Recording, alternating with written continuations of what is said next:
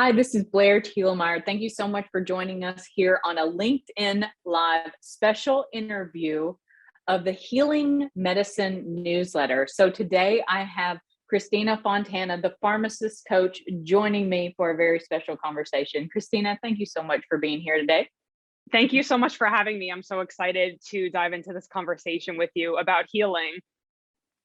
Me too, because I think most healthcare professionals now don't really see themselves as healers. Like one of my friends jokingly calls me the medicine woman. And I've kind of like internalized that recently and taking it to heart through my own healing journey. So really the goal of this newsletter and in facilitating these conversations around reinventing healthcare, what we're seeing is the changes need to start with the individual healthcare professional. So that's why I'm so excited to have you join us. And I want to hear a little bit more. What has your own healing journey look like, and what does true healing mean to you? Yeah, so healing to me means really deprogramming a lot of the conditioning, the beliefs, the stories that we've created around our identity and who we're allowed to be in the world. So that has really been my journey over the last 10 years. I went through eating disorders, toxic relationships, and everything that I was starting to be drawn to. Like after pharmacy school, I went and did a residency, and I was really interested in nutrition because I had two different eating disorders at the time. Everything that I started to become drawn to was around this theme of healing. So I studied hypnosis, Reiki, the subconscious mind, and I started to really become aware of why I was having these challenges with attracting different partners that didn't treat me well. And I had to take ownership of the reality that I was creating for myself, which was based on a past version of who I was and how I grew up in an abusive household. And I was punishing myself because I had layers and layers of guilt and shame around who I was because I was so highly sensitive as an empath, which I'm sure a lot of the people watching are empaths or highly sensitive people. And my gifts were never really allowed to be expressed. So I loved writing, I loved, being silly and expressive, and I got punished a lot for that in my earlier years. So I was very suppressed. And once I decided that I knew something had to change and that I was headed in a different trajectory than traditional retail pharmacy, my dad owned a pharmacy, that's when this spiritual awakening started to happen for me. So I started to question all of those past beliefs about who I was and what was acceptable. And I'm very non-traditional. It's been 10 years and I've really gone through a lot of these deep layers of healing. And now I feel fully self-expressed. And I know that actually my purpose is to ignite other healers. And a lot of people, like you said, in healthcare, you actually are a healer, but you're like a hidden healer, right? So you might not even know that these gifts are waiting to be unlocked for you. So that's really my passion, is to unlock and activate other pharmacists to then go and create a domino effect for their patients, their clients. And so it starts with the inner journey. So I'm excited to dive into this conversation about that. Yeah, so for me, really what it looked like was, okay, I've always been interested in herbal medicine and plant medicine. I actually went to pharmacy school thinking I'll study novel drug development in the Amazon rainforest someday. And of course, that did not happen.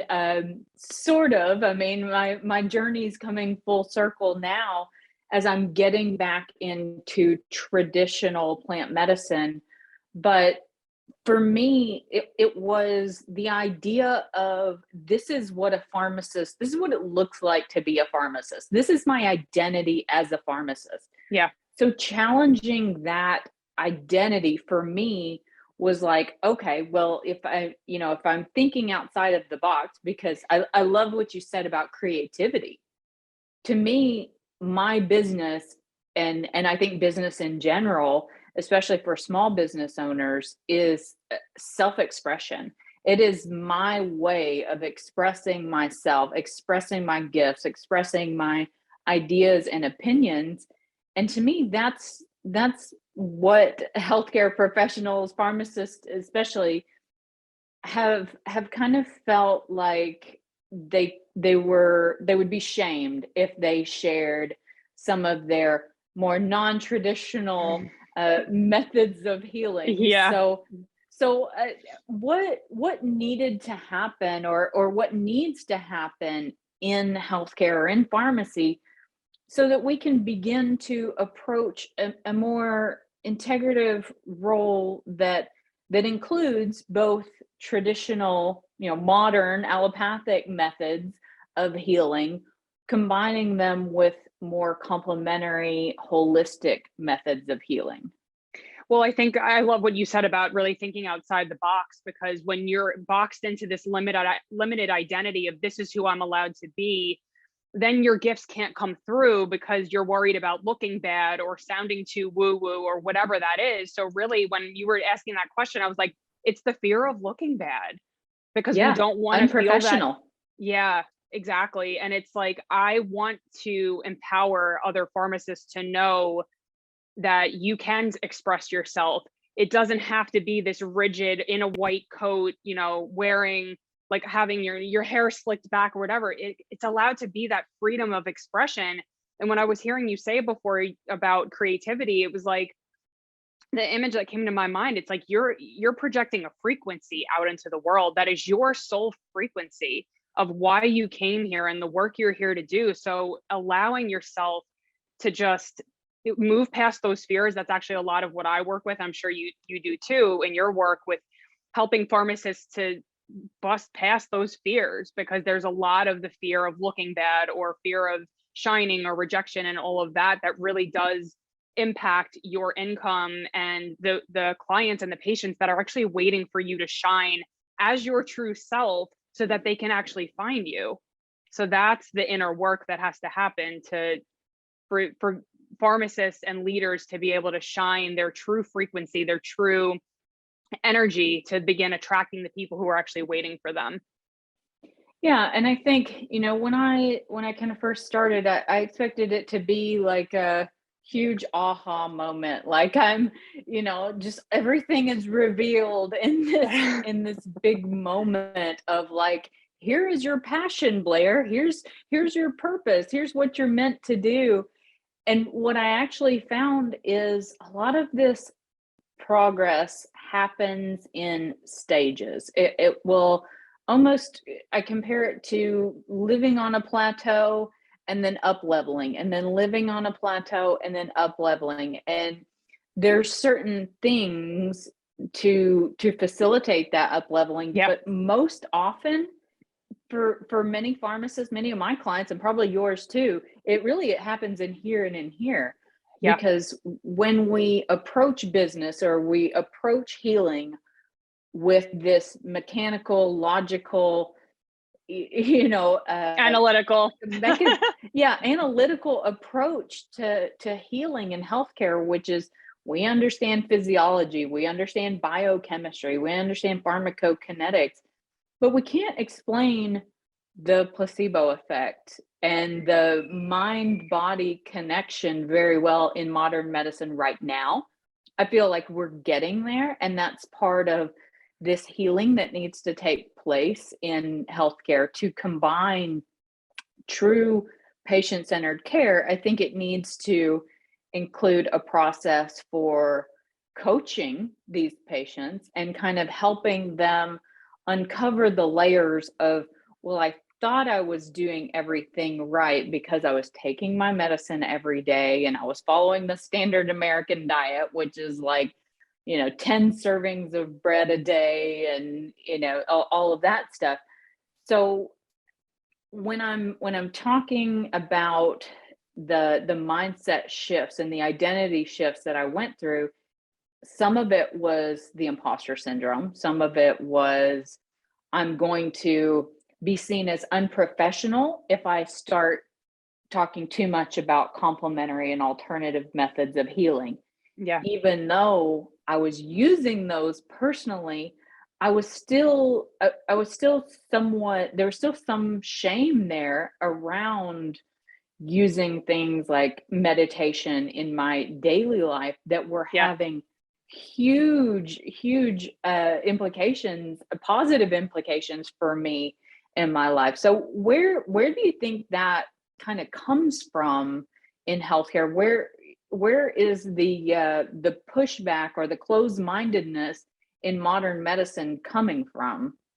So if you can't measure it in someone's logical brain, that it's not real. So I think Mm, that's part of it, but it's also, um, we value things that we can see, right? So it's like, I want proof that this exists. And I talked about this with Todd Uri actually on a podcast that we did recently. And I feel like a lot of these methods, and there are studies that are coming out more about measuring energy and quantum physics and all of that. mhm. And I agree with you. I think that that's going to just amplify over time. But oftentimes you can't see it.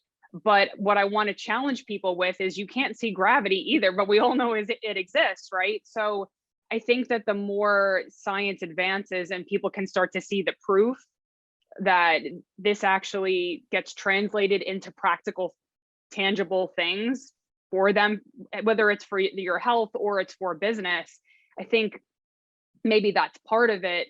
But as far as the shame, I think I don't know, it might be maybe something in society, just like a Mhm. societal thing that says, this isn't acceptable. So if you think about your programming going through pharmacy school, everybody wore the same white coat, you had a white coat ceremony, you had certain paths that, your professors talked about, retail, hospital, specialty, all of that. None of this was talked about as even a potential at that time. For me, I graduated in 2012. So I think it's that, oh, well, is that safe to trust and to go down that non-traditional path? Because I don't know what that's going to look like. So I think it's part of that too.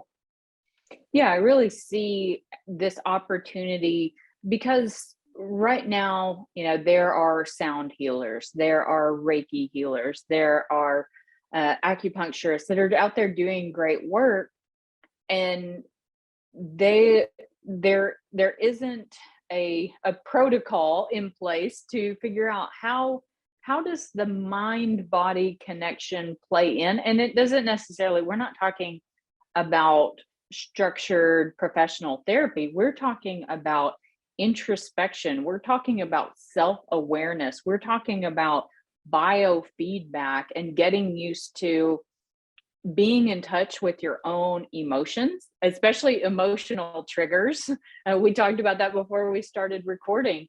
For me, building a business and becoming a parent has been the two biggest catalysts for personal and professional development. I know that sounds funny that it has been good for professional development, but it has helped my communication skills. It has helped, the um, when people are projecting their beliefs onto you in selling or in marketing, like it can feel like uncharted territory for healthcare professionals to, like, how do I bring up, how do I even start these conversations Yeah. with my patients? And so I think first it's getting comfortable having these conversations with one another, which I know you also facilitate transformational retreats for your clients as well, right?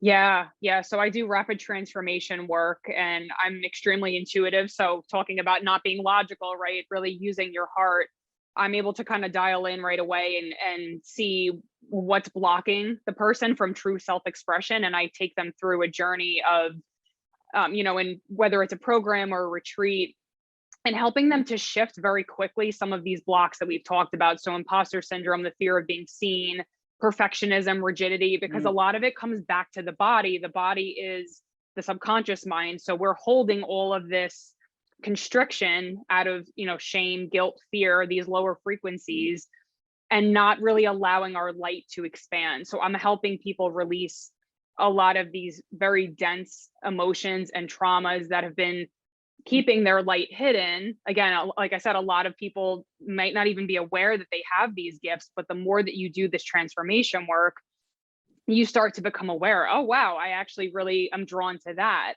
I want to do Reiki, I want to do this, that, and you become more comfortable with it. So I agree with you that there are definitely stages of transformation, because you're unlocking these parts of you that have been hidden maybe for so long because it wasn't acceptable.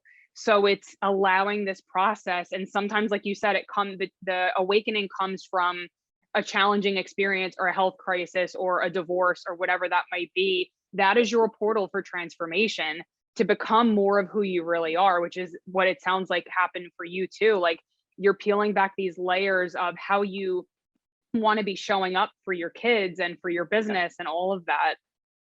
Yeah, So, I even, in order to help myself facilitate this shift, I actually created this whole new word to describe myself, because I felt like pharmacist was limiting in what I could do. Oh, I'm only allowed to talk about medicines. I'm only, I have to stay in this traditional box of mhm, what is expected of me. And so, now whenever I go in and I start talking about prevention, and I start talking about lifestyle medicine and behavior change and mindset shifts, they're kind of like, what kind of pharmacist did you say you were again? And so I created this word pharmapreneur to bring the two sides of me together to create something kind of new.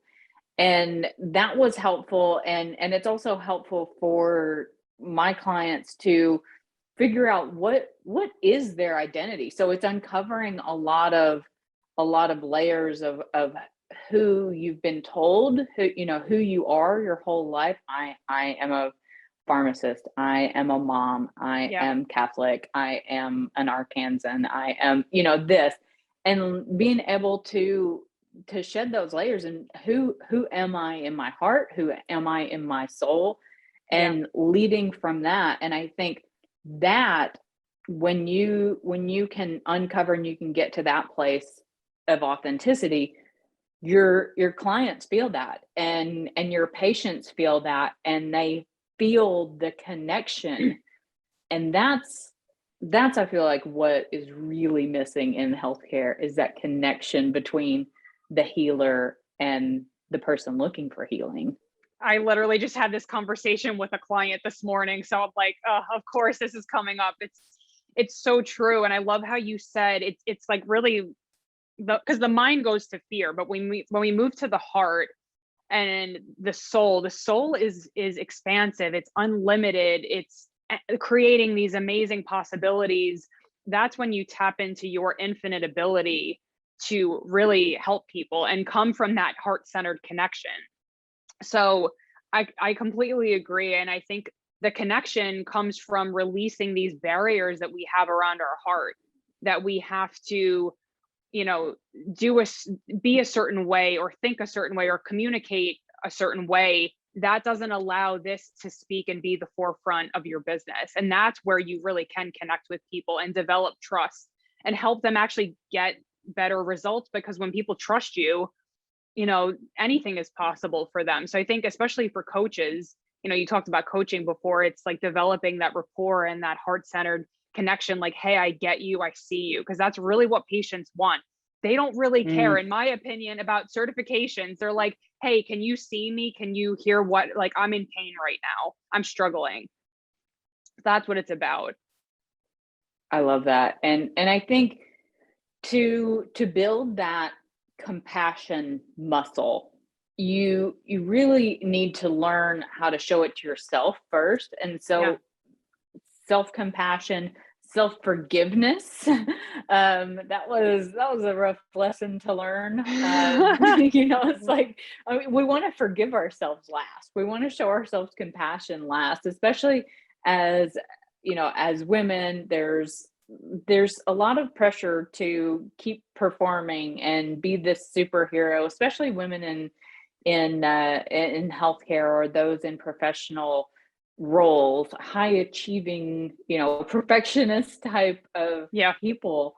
They're like, yes, I can do that. I can take on a lot of things, but no, being able to say no and create that boundary has also been a huge part of that healing. So getting very clear on what I want to do, how I want to show up in front of people, to be really present with them, but also where's the intersection of my gifts, so that I can make sure that I'm operating in that area of genius as much as I possibly can. And that's when the work becomes easy. That's when the passion shows up. That's when the purpose shows up. So I think, this conversation and the conversations we're going to be having as part of this healing medicine series here on LinkedIn Live is hopefully going to open the door for more healthcare professionals to begin talking about what are they struggling with. We're going to be speaking with burnout experts, and we're going to be speaking with Reiki healers. We're going to be speaking with a wide variety of different types of healing medicine in order to reinvent ourselves so we can reinvent healthcare. So, Christina, how can people contact you, work with you? How do you recommend them beginning their healing journeys in, as part of your programs and becoming a pharmacist coach? Feel free to reach out to me on LinkedIn. I would love to connect with you, or at the Pharmacist Coach on Instagram. You can feel free to join my free Facebook group, Monetize Your Magic. I have a lot of free trainings there to help you really get started, to become aware of what are some of the gifts that I have, what are some of the blocks that might be showing up for me right now, and learning those deep levels of compassion like we were just talking about. So either of those channels, I would love to connect with you there. Absolutely. And we'll link all of those things in the show notes as well. And if you want to get more access and notified whenever we put out new interviews as part of this series, and also new newsletters as part of the healing medicine programs, you can subscribe to the healing medicine newsletter below, where you can get inspiration, resources, and personal development support for healthcare professionals. Thank you so much, Christina, for joining us. And it's wonderful to see what you're doing. And I just want to thank you on behalf of the pharmacy profession for doing the work that you're doing. Thank you so much. I really received that. And thank you for having me here.